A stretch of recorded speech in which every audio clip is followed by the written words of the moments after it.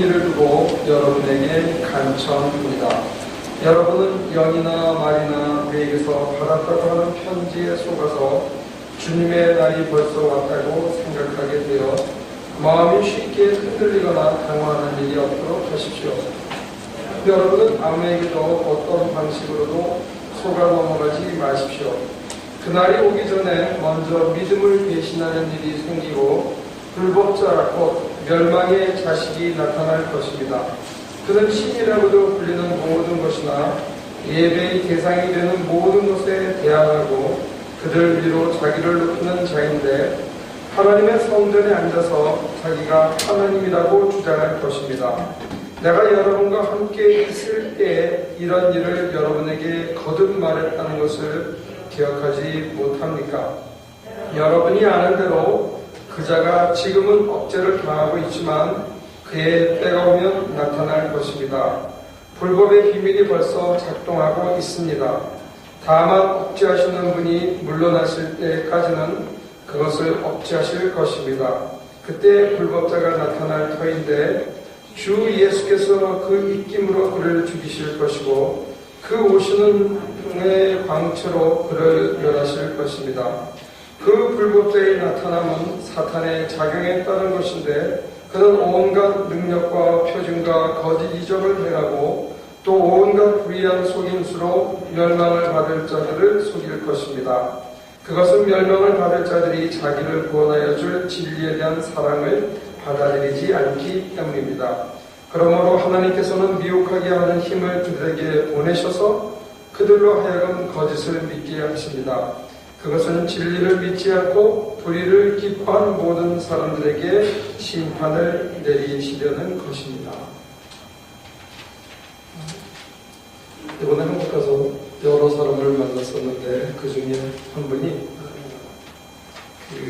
이현주 선생님이었거든요. 근데 저한테 그런 얘기를 해주더라고요. 택시를 탔대요.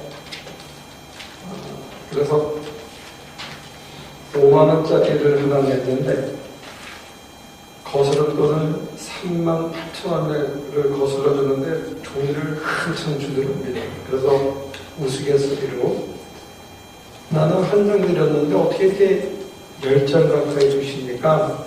하고 물어봤더니 그 사람이 느닷없이 밑도 끝도 없이 뭐라 그랬냐면 이거 없으면 죽어요 그러더랍니다. 그래서 이걸 받으면서 돌아서서 이거 없어서 사는데 그런 생각이 들었답니다. 어떠세요? 돈 없으면 죽는다. 그래. 돈 없으면 죽는다. 여러분도 그렇게 생각하십니까?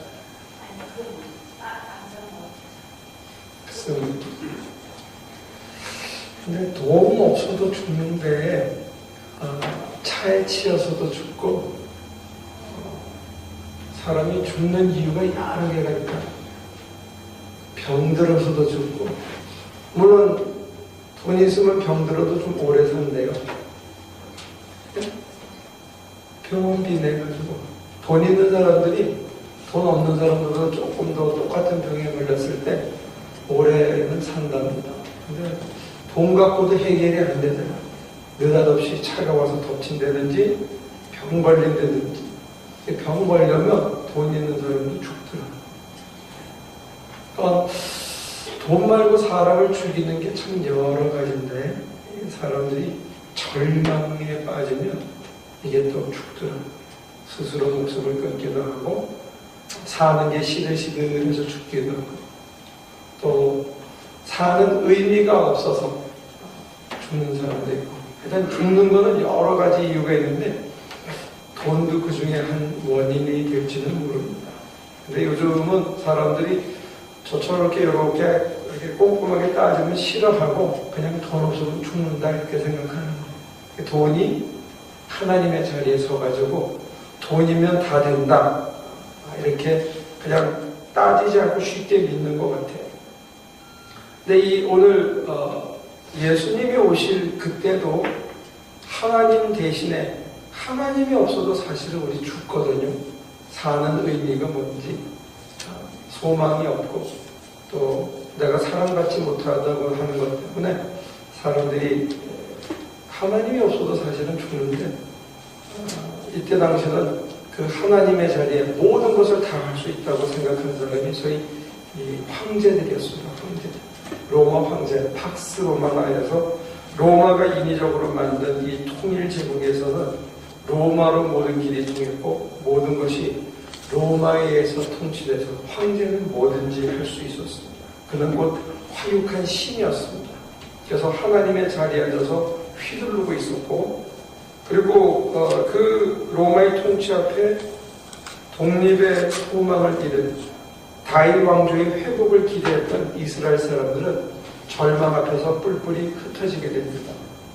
그래서 좀 더 이 현실에서 편안하게 살아야 되겠다.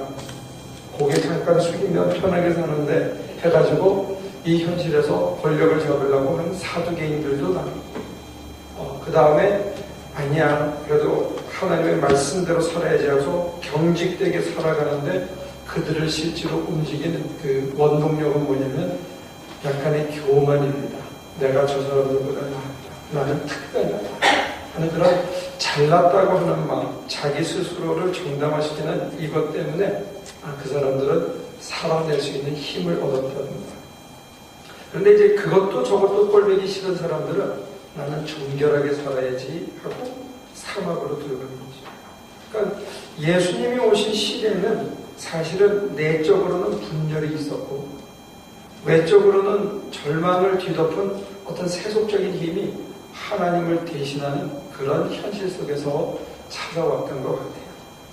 그런데 오늘 이 바울 사도가 쓴 이 편지에는 두 개의 얇은 레이어가 같이 겹쳐 있는데, 하나는 그게 아니다 하는 기쁨을 맛봤던 레이어가 있습니다. 분열과 절망을 뛰어넘고 세속적인 힘이 통치가 지배하던 그 시기가 아니고 그걸 꿰뚫고 하늘의 빛이 저들의 심령 속에, 저들의 삶 속에 꿰뚫고 들어온 그 감격, 그 감격의 레이어가 있고, 그 감격이 잠시 지나간 다음에 신앙생활이 5년, 10년, 20년 되고 나니까 희미해져가지고 다시 하나님도 믿고 돈도 믿고 세속적인 권력도 믿고 하는 이 두 가지가 같이 들어온 이 세상. 그래서 하나님의 자리에 하나님 아닌 것이 들어오게 된 신앙의 삶, 이 얇은 레이어가 두 장이 겹쳐져 있습니다. 그러니까 오늘 우리가 이 성경을 통해서 예수님이 오신 당시를 이렇게 꿰뚫어 보게 되면 우리는 그 뒤에 또 하나의 말이 얼룩져 있는데, 우리도 사실은 아까 우리 권사님이 얘기해 준 것처럼 또 어떤 택시온 전서가 얘기한 것처럼 돈 없으면 죽는다 하는, 옛날에는 황제가, 지금은 돈이 하나님의 자리에 대신 서 있고, 그 중간에 바울이 맛봤던 그것을 능가하는 하나님의 빛, 그리고 그 빛이 희미해져서 교인들 가슴 속에 하나님과 로마 제국의 그 문물과 헬라의 영향을 동시에 받아들이는, 그게 얼룩져 있고, 그 빛을 겨우 뚫고 들어와서 저 스크린에 비치는데, 그 스크린인 우리의 심령 속에는 돈도 좋고 세상도 좋고 하나님도 좋고 다 좋은 이런 마음들이 얼룩져 있는 그런 속에서 오늘 이 본문은 전해진다. 그래서 바울은 그런 심령의 중심을 향해서 무슨 고발을 하냐면, 저와 여러분들이 진리에 대한 사랑이 있는가? 여러분들은 진리를 사랑하십니까? 다행이에요. 우리 교회들은 진리가 한 근에 얼마냐라고 안 물어보십니다. 네. 돈 주고 파는 거 아니거든요. 진리는 살 수 있는 게 아닙니다. 정말로 내가 진리를 사랑하는 거야. 거기에 대한 열정과 관심이 있는가 하는 문제. 도대체 그게 우리 인생에 무슨 의미가 있느냐? 이렇게 생각할 수도 있습니다. 진리를 왜 사랑해야 되는가? 진리를 사랑하지 않으면 하나님의 자리에 돈이나 재미나 다른 무엇을 교체해 놓을 수 있기 때문에 그렇습니다. 뭐가 하나님이고 왜 하나님이 되면 하나님이 어떤 자리에 있어야 되고 거기에 대한 나의 갈증과 사모함이 이 진리에 대한 안타까운 열정과 그것을 사모하는 마음이 있어야 되는데, 오늘 우리 현대인들에게도 사실은 진리에 대한 사랑이 많이 식은 것 같아요. 그냥 교회 생활을 하고, 그냥 아침에 일어나니까 눈 떠서 밥해서 먹고 애들 돌보고 학교 보내고 이런 걸로 익숙해져 있지, 정말 진리가 뭐냐? 그 진리대로 내가 한번 살아가야 되겠다. 그 진리가 어떤 길로 나를 참으로 인도하는가, 그 속에 뭐가 있는가, 그 속에서 무슨 일이 벌어지는가, 그게 내 삶에 무엇을 주는가, 여기에 대해서는 책을 보니까 요즘은 책 제목도 아주 특이해요. 닥치고 정치. 소위 닥공이라고 그래요. 닥치고 공격. 뭐 묻고 자시고 없고 그냥 닥치고 해봐라, 이런 얘기예요. 진리 따져보고 분석해보고 더 깊이 들어가고 내가 아는 모든 것을 포기하고 그 진리가 나를 비추고 그 진리에 내 생명과 내 미래를 맡기고 하는 이 진리에 대한 사랑이 굉장히 열거진 시기에 살고 있다. 어떤 것 같아요? 여러분들은 진리에 대한 갈증이 있습니다. 뭐가 진짜 참이냐? 어떻게 사는 게 참답게 사는 길이냐? 어떻게 사는 게 참 인간이냐? 내가 참 인간으로 참되게 살려면, 선하게 살려면, 의롭게 살려면 어떤 길을 가야 하느냐? 여기에 대한 관심이, 열정이, 궁금증이, 갈증이 오늘 이 시대에는 많이 열거졌다. 어쩌면 처음부터 그럴 수밖에 없어요. 근데 요한복음은 그렇게 얘기합니다. 독생자가 우리 가운데 거하시네. 그 독생자 안에 은혜와 진리가 충만합니다. 하나님께서 당신의 아들을 어린아이 폼으로 보내실 때 그 이유가 뭐냐면 당신의 은혜를 왕창 꽉 채워서 주려고, 우리한테. 그 다음에 그분 안에 진리를 꽉 채워서 사람 사는 길이 뭔지를 실제로 보여주려고 우리에게 보냈다. 그분을 잘 살피면 우리가 태어나서 어른이 돼서 살다가 죽는 제대로 사는 길, 그 진리가 그분한테 보이는 예수님한테. 근데 오늘은 사실 교인들이나 신앙인들이 나 좋으라고 예수 믿는 경향이 많거든요.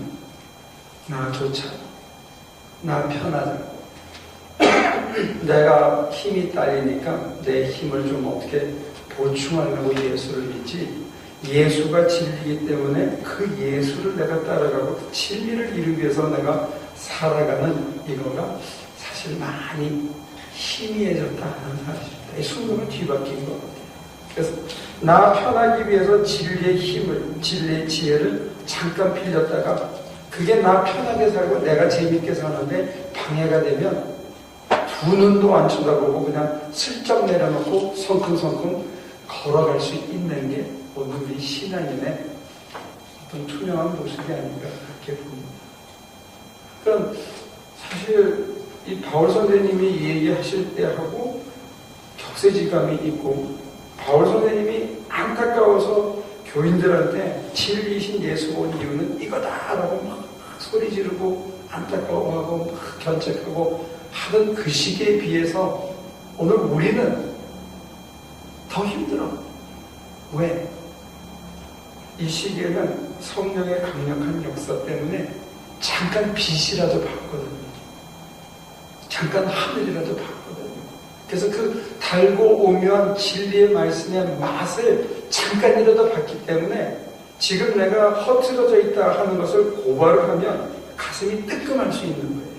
아, 내가 10년 전에 안 그랬었는데, 내가 5년 전에, 3년 전에는 정말 그 빛에 취해서 그 진리가 나를 얼마나 모든 것으로부터, 두려움으로부터 자유케 하고 초조함으로부터 자유케 하고 사람을 느긋하면서도 한순간 한순간을 즐거울 땐 즐거울 대로 즐기고 괴롭고 힘들 때는 그 나름대로 거기에 인생의 맛이 있다는 것을 빛을